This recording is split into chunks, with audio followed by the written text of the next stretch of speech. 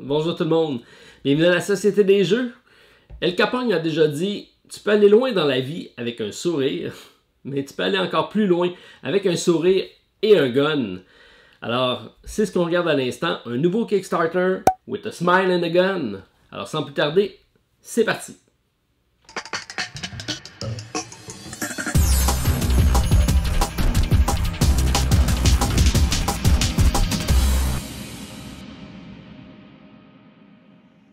J'ai grandi dans un quartier malfamé et on disait toujours t'arrives à de meilleurs résultats avec un mot gentil et un revolver qu'avec le mot gentil tout seul. Alors, qu'est-ce que le jeu With a Smile and a Gun? C'est un nouveau projet proposé sur Kickstarter par un Québécois, un concepteur du nom de John Valera, qui a communiqué avec moi pour me faire parvenir le prototype. C'est ce que je vous montre à l'instant, donc c'est le prototype du jeu. Une des rares fois où on peut avoir le feeling de soutenir un projet à partir du début et non pas d'une grosse compagnie qui est prête à commercialiser le jeu. Ici, c'est vraiment un prototype, mais c'est fort efficace. Alors, sans plus tarder, je vous montre qu'est-ce que c'est. Donc, c'est un jeu de 2 joueurs à la base, avec une variante solo. Donc, c'est de 1 à 2 joueurs, des parties rapides, une trentaine de minutes. Et c'est un jeu de contrôle de territoire, de majorité, d'influence. Alors, sans plus tarder, regardons comment fonctionne ce petit bijou ludique. Alors, on a ici une map dans laquelle on va avoir différents districts. Donc, on a au total 9 districts qu'on va se disputer. Chacun des districts va être composé d'une série de jetons qu'on va piocher. Donc, on a un petit sac ici avec une série de jetons. Et en début de partie, on va tout simplement les positionner selon les emplacements prévus. Donc, dans chacun des endroits autour du centre, on a 2 emplacements. Et dans le centre, j'ai 3 emplacements. On va tout simplement les déposer sur ce qu'on va avoir pioché. Et ensuite, on va remplir les secteurs, les districts, selon le nombre de policiers présents. Donc, plus la menace est grande et plus il va y avoir de policiers. Les cubes en bleu qui sont ici représentent les policiers qui vont patrouiller les secteurs pour essayer d'éradiquer la mafia. Puisqu'on se trouve au temps de la prohibition, on va incarner 2 clans qui vont essayer donc d'influencer le marché noir pour prendre le contrôle de différents aspects et être celui qui va régner sur la ville. On a ici deux marqueurs d'influence, donc les verts et les jaunes, c'est les 2 clans qui vont s'affronter, et les bleus vont toujours être présents, qui vont représenter les policiers. Dans les sphères d'activité qu'on va se disputer, on peut tout simplement avoir nos fameux gangs, donc plus on va recruter de membres et plus ça va être prestigieux. Donc plus le chiffre est élevé, plus on fera des points d'influence et des points de victoire, de prestige à la fin de la partie. On va avoir également différentes business, donc on a ici les casinos. Celui qui aura ramassé le plus de casinos aura le droit à faire 20 points en fin de partie. Et si jamais on réussit à faire un Monopoly, et là on parle pas du jeu, mais bien du monopole de la business, on va doubler le montant qui est ici, donc c'est fort intéressant, mais c'est surtout à garder un œil sur notre adversaire. On a la même chose ici avec les armes, donc si on prend le contrôle des armes sur le marché noir ou le contrôle de la drogue, on a à ce moment-là ici le contrôle, et si on a un Monopoly dans ce cas-ci, c'est x4 et non pas x2, alors fort intéressant. Comment on va procéder pour faire notre influence dans le secteur? Bien, on a une série de 13 dés. C'est un jeu de repêchage de dés. Et c'est fort intéressant de la façon que c'est amené. On a ici un plateau qui vont représenter donc nos 12 dés qu'on va sélectionner, parce qu'à chaque tour, on va prendre chacun 2 dés. Ça va se dérouler pendant 3 tours, 3 manches pour chacun des tours. Et on a un marqueur de temps ici. Alors, après 3 jours ou 3 heures ou 3 rondes, ça sera la fin de la partie. On a également certaines cartes ici qui vont additionner au gameplay, puisqu'on a différents alcools. On peut également aller chercher de l'alcool, puisque c'est la prohibition. Donc c'est une façon aussi d'aller recruter et d'aller récupérer des items qu'on va pouvoir utiliser. Donc l'alcool représente, si on veut, un pouvoir spécial qu'on va avoir en cours de partie, et on pourra utiliser l'alcool pour utiliser le pouvoir spécial. Alors ici j'ai une série de cartes. On va en prendre seulement une lors de la partie, et ça nous permettra donc d'avoir un gameplay différent d'une fois à l'autre. Donc lorsqu'on récupérera l'alcool, on pourra éventuellement retourner le jeton pour activer le sort ou la compétence spéciale de l'alcool. Et on a également un joueur noir ici qui s'appelle le Shadow, Et le Shadow va se promener sur le board en même temps que nous et il va interagir avec les différents districts de différentes façons. Encore là, j'en ai une série, donc j'ai le Mold, le Historian, la Sirène, la Cleaner et le Gumshoes.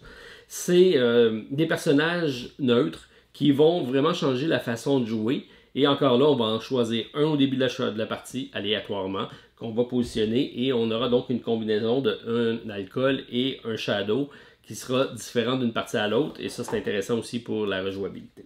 En plus de ça, on va avoir ici deux cartes d'aide-mémoire, donc les jaunes et les verts. D'un côté, ça sera le résumé des rondes, l'ordre de priorité des jetons, on vous montre ça à l'instant, et la façon de faire des actions, puisqu'on utilise des dés pour faire les actions. Donc c'est un jeu qui est très simple au niveau des composantes, donc sachez que c'est le prototype présentement. Assurément, ça sera différent lors de la campagne Kickstarter. Il n'y a absolument aucun texte sur le jeu, donc j'imagine que puisque c'est John, un Québécois, qui est à la tête, on aura la version française et anglaise. Là, je m'avance. Moi, j'ai les règles ici en anglais, mais c'est très simple. Et j'imagine que ce sera disponible en français, j'en suis à peu près sûr. On a ici les districts, on a un emplacement de départ qui est ici, on a nos personnages. Alors on choisit un premier joueur au hasard, on a un marqueur de premier joueur. Et le premier joueur va tout simplement prendre l'ensemble des dés et les brasser. Ça sera notre pool de dés pour faire notre pêchage. Ici, on a notre cadran, donc on est au premier tour. On aura un côté, ici j'ai mis un petit marqueur pour dire que ce sera le côté jaune. Ici, le côté vert. Donc, ça représente nos deux joueurs. Je vous reviendrai en fin de vidéo pour vous expliquer comment fonctionne le solo, mais c'est très simple. Ensuite, donc, on va avoir différents dés et on devra toujours en repêcher deux à chaque fois. Un dé pour le déplacement. Déplacement, c'est simple. Donc, si je suis joueur jaune, pour chaque district que je vais avancer, donc c'est de 1. Alors, si j'ai un dé de valeur 6, exemple, je vais faire 1, 2, 3, 4, 5, 6. Donc, je tourne autour du plateau comme ça. Et ça me permet de me positionner devant une colonne. Et là, le positionnement est très important, puisque là, on va influencer les secteurs qui sont ici. Donc, si je prends mon dé de valeur 6 pour bouger, 1, 2, 3, 4, 5, 6 comme je viens de faire, je vais me choisir un autre dé d'action. Et là, on va utiliser ici les marqueurs d'action pour déterminer ce que je vais faire. Avec le 1, ça me permet d'ajouter un policier dans un des secteurs. Avec le 2 et le 3, ça me permet de déplacer un des jetons qui m'appartient vers un autre district. Avec le 4 et le 5, me permet d'enlever un jeton de n'importe quelle couleur. Et avec le 6, ça me permet d'additionner deux marqueurs de ma couleur sur deux districts adjacents. Le but, c'est d'avoir une majorité dans chacun des districts pour pouvoir remporter, aller sélectionner les marqueurs de points qui sont ici. Les policiers comptent bien sûr comme une présence. Alors, on voit ici que dans le centre, j'en ai énormément. J'ai 6 jetons. Donc, je vais avoir besoin de 7 jetons, de 7 influences, de 7 présences de ma gang de rue pour être capable de réquisitionner des éléments qui sont ici. Par contre, ça fonctionne en majorité. Donc, celui qui sera majoritaire aura le premier choix. Le deuxième majoritaire aura le deuxième choix et le troisième choix si on est au centre. Sinon, dans les autres endroits, c'est le première et deuxième position. Si on a égalité, personne ne prend de marqueur et là, c'est là que ça se joue. Donc là, j'ai fait ici mon déplacement de 6. À ce moment-là, je vais me prendre un jeton, donc ça ne me donne rien de déplacer pour l'instant. Je vais plutôt prendre un marqueur ici, un 4 et un 5, mais je vais plutôt prendre un 1. Là, vous allez dire, pourquoi je prends un 1? Parce que les dés d'action ont une certaine importance à la fin, puisque plus on va prendre des actions élevées, donc comme le 6 me permet d'additionner des marqueurs. Par contre, ça me permet aussi d'être plus visible. La police va me courir après plus facilement, donc plus on est élevé en termes de visibilité, donc plus nos actions sont fortes. La 6, c'est vraiment la plus forte. Mais c'est également la façon de se faire repérer par le policier. Donc, à la fin des 3 rounds, celui qui aura le plus haut total dans la colonne des actions sera ciblé par la police. Donc, le joueur adverse aura un avantage. On y revient en fin de manche. Donc, j'ai fait mon déplacement. J'ai fait mon déplacement ici avec un 6. J'ai fait mon action avec un 1 qui me permet d'ajouter un policier. Donc, je prends un policier et je vais l'ajouter sur un des espaces. Donc, probablement pas ici parce que je veux avoir un certain pouvoir. Donc, je vais y aller ici. Je prends mes marqueurs d'influence. Donc, mon district qui est juste adjacent, je vais faire 3 d'influence. Celui qui est en deuxième position, j'en fais 2. Et l'autre, j'en fais 1. Donc, ça me permet de commencer à positionner mes différents membres de mon gang de rue pour être capable de prendre le contrôle de ces districts-là. Mon joueur adverse fait la même chose. Donc, lui pourrait décider de faire 1, 2, 3. Il pourrait décider donc de prendre le 3 pour se déplacer. 1, 2 et 3. Pour pouvoir aller influencer ici ce secteur-ci. À ce moment-là, lui, il va prendre la même chose. Donc, il va prendre 3, 2 et 1. Là, on voit que ici il est majoritaire. Donc, et moi, je tombe en troisième position. Donc, je n'aurai pas de choix présentement. Et là, il doit faire une action. Donc, il décide de prendre le 6. À ce moment-là, il prend 2 de ses marqueurs qu'il va additionner sur 2 secteurs donc adjacents un à l'autre. Alors ici, il va décider d'en ajouter un pour tomber majoritaire dans ce secteur-ci. Et il va y aller ici avec un autre pour espérer ramasser suffisamment d'influence dans ce secteur-ci. Donc, on a un tour de fait. Je continue maintenant. Donc, je suis ici. Je pourrais décider d'aller me positionner peut-être ici, ça irait bien. Mais j'ai pas de 2. Alors, on voit ici que j'ai 1. J'ai des 3, donc 1, 2, 3, ça me permettrait ici d'aller influencer. Ici, j'ai quelques choix. Donc, je pourrais prendre un 1 pour aller influencer cette colonne-ci, qui n'est pas vraiment à mon avantage parce que ça ne me permet pas d'être majoritaire nulle part. J'aurais voulu avoir un 2 ici pour me positionner, mais j'ai pas de 2 dans l'emplacement qui est ici. Un 3 ici me permettrait d'aller ajouter de l'influence, qui serait peut-être pas mauvais. Donc, on va y aller avec un 3. Ce que je vais faire, c'est 3 ici. 1, 2 et 3. À ce moment-là, je vais influencer les districts qui me font face. Donc, 3, 2 et 1. Donc, ici, je suis égalité, c'est pas trop bon. Ici, je suis en deuxième position. Être en deuxième position, c'est bon, mais il faut au moins avoir un d'influence dans le secteur pour être positionné dans l'influence. Puis ici, je suis en première position, donc je suis en bonne position pour prendre le 4 ici, qui va être des points de victoire. Ensuite, je regarde qu'est-ce que je veux faire. Peut-être que c'est le temps, peut-être ici. Je vais prendre un 6, puisque mon adversaire le fait. Il m'a ouvert la porte. Présentement, il est à 6. Moi, je tombe à 7.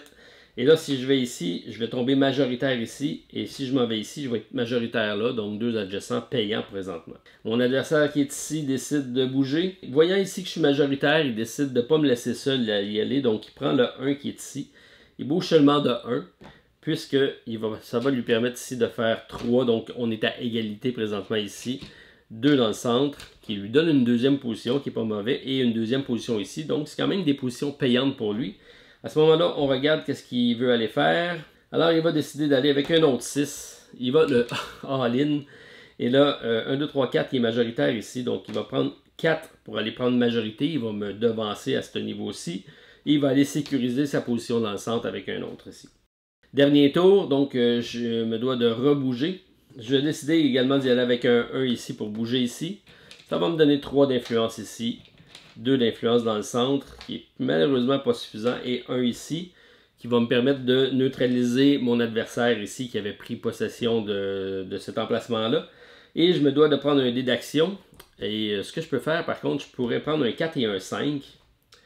Donc, je pourrais me décider de prendre ici un 4, puisque mon adversaire est assez élevé, il est déjà en 6. Et le 4 me permet ici d'enlever un cube. À ce moment-là, j'enlève un cube qui lui appartient. Et là, je vais tomber majoritaire ici. Alors, une belle stratégie qui s'installe. Alors, lui, il va décider de faire 1, 2 et 3. Donc, on va y aller ici en 3 déplacements. Ici, ça va lui permettre de prendre l'avantage ici sur celui-ci. 2 dans le centre ici et 1 ici. Donc, on a complété. Il reste à choisir son action maintenant. Donc, il pourrait ajouter un policier avec un 1 ou prendre le 4 ici pour aller enlever. On regarde s'il y a des égalités. Est-ce qu'il y a opportunité de le faire? Alors, il pourrait se revenger ici. Donc, à dire, je vais prendre le 4. Ça me permet ici d'enlever un cube. Et là, il enlève un de mes cubes ici. On retombe ici à égalité, malheureusement. Et là, il nous reste un 1. Le 1 va être ce qu'on va mettre ici sur le côté. Et ça va activer notre shadow. Donc, pour la partie de base, on est dit de prendre The Last Chance in the Mold. Ici, on va pouvoir utiliser une des potions pour faire rebrasser les dés. Donc, ça va nous permettre d'avoir plus de versatilité. Et le mold ici va nous permettre il va avancer. Donc, dans le cas présent, il y a un 1. Il avance ici de 1. Et ce que ça fait, c'est qu'il va enlever devant le district Cousquier tous les cubes de policiers. Donc, il va soudoyer les policiers. Et ça s'enlève ici. Alors, ça peut changer vraiment la donne. Il faut vraiment avoir ça aussi en tête lorsqu'on va faire les actions. Ensuite, on va faire la phase qui s'appelle Feeling the Heat. Donc, sentir le pouls de la rue. Ce qu'on fait, c'est qu'on va additionner nos points d'action ici. Donc, 10, 11. Et lui, on voit 12. Donc, aisément ici, il est plus élevé. Donc, celui qui a le moins, dans le cas présent, c'est le jaune. Il y a deux possibilités. Donc, avant de faire le décompte des points, je peux additionner 2 policiers dans un emplacement ou additionner un de mes cubes jaunes dans un de mes emplacements. Puisque ce secteur-ci a été chaudement disputé, je vais opter pour l'option d'ajouter un d'influence. Alors, j'ai rajouté un d'influence ici. Et là, on passe à la phase de résolution des districts. Donc, on regarde ici, le vert a majorité. Alors, le vert va décider de prendre soit les casinos qui vont lui permettre d'y aller pour le monopole ou soit une potion qui va lui permettre ici de relancer des dés. Donc, aisément, il va choisir le casino. Il n'y a pas de deuxième position, donc le jeton ici ne servira pas. Ensuite, on va tourner dans le sens des aiguilles d'une montre et on va finir dans le centre. Alors, on regarde ici, 1, 2, 3, 4. Donc, le vert est toujours premier. Alors, il peut décider d'y aller pour un 4 points de victoire directement ou commencer à faire son set collection ici pour les fameux fusils. On va y aller avec les fusils. Donc, on va contrôler les armes. On s'en vient ici, donc, on a un 4. Et là, ici, le 3, c'est le policier. Donc, le policier récupère le jeton des gangs de rue. Et ce jeton-là retournera. Donc, lorsque c'est des chapeaux, ça va retourner dans le sac pour éventuellement revenir. Si c'est d'autres jetons par rapport aux différentes business du marché noir, ils sont tout simplement défaussés. Les policiers vont mettre un cadenas à la porte et on va enlever les jetons. Donc, malheureusement, ici, le jaune ne marque pas. Ici, on passe, ici, c'est le fameux district qu'on s'est disputé. Donc, je vais prendre ici le 5 points puisque je suis premier. En deuxième position, c'est le vert qui va récupérer 2 points de victoire. On s'en vient ici. Ici, je suis premier, donc je vais récupérer le 6 et les policiers vont prendre le 5. On s'en vient maintenant ici, donc j'ai 3, 3 et 2. La première position, il y a égalité. Alors, lorsqu'il y a une égalité en première position, il n'y a tout simplement pas de monopole, il n'y a pas d'influence sur le secteur. Le secteur qui est là va rester tel quel. On va tout simplement laisser les jetons là. On passe ici, donc un 4, ça se trouve être moi, donc je prends ici le 4, le 2 pour les policiers. Ici, on a un contrôle de 3, donc je vais récupérer une des potions, donc de l'alcool qui pourra éventuellement me servir. À ce moment-là, je vais retourner les jetons et je pourrai utiliser le sort de la potion qui sera conservée pour la partie. En deuxième position, c'est les policiers et ils vont se débarrasser. Donc ça part de la partie, ça ne reviendra pas en partie. Et on vient ici, les policiers, ils vont prendre le 5. Comment on détermine l'ordre des policiers? On a ça ici. Ils vont toujours y aller avec les éradiquer, donc la mafia en premier, qui est les chapeaux. Ensuite, ils vont avec les casinos, les armes, la drogue et ils finissent avec la prohibition qui est l'alcool. C'est pour ça qu'on a enlevé ce fameux jeton-là. Et en vert, donc, on voit ici qu'il va récupérer le contrôle d'armes. Donc, il s'en vient ici pour faire un bon set collection là-dessus. Il ne faut pas oublier qu'il y a le monopole s'il les prend tous. Et que si moi j'en ai pas du tout, on fait x2 et on parle de 18 points, donc c'est à faire attention. Alors il nous reste le centre 1, 2, 3, 4, 5, 1, 2, 3, 4, 5, 6, donc c'est des policiers. Les policiers vont éradiquer la mafia en premier. Ensuite, le vert pourra sélectionner ce qu'il veut. Donc on va y aller pour un deuxième casino ici, parce que les casinos c'est quand même 20 points. Et en troisième position, je suis quand même là, donc ça me permet d'aller récupérer ici une drogue. Alors, j'ai complété les différents quartiers. Donc, celui-ci va rester là. On va tout simplement enlever tous les jetons. On va tout simplement nettoyer le plateau. Et on va recommencer en sélectionnant. Donc, on remet ça dans la réserve. On prend notre jeton. On refile le tout. On passe au deuxième round. On prend l'ensemble des dés. On va tout simplement rebrasser tout ça. Et recommencer avec une deuxième ronde. On fait ça 3 fois et à la fin des 3 tours, on va cumuler l'ensemble des points. Donc, soit les fameux marqueurs ici pour les gangs de rue ou la mafia. Ensuite, on va regarder par secteur d'activité celui qui est majoritaire. Celui qui est majoritaire va marquer les points qui sont ici. Si on a un monopole, on fait x2, x2 et x4 ici pour la drogue. Et il ne faut pas oublier également que certains des shadows qui sont ici vont nous permettre de faire des points. Donc, lui nous permet ici d'enlever des policiers en les soudoyant.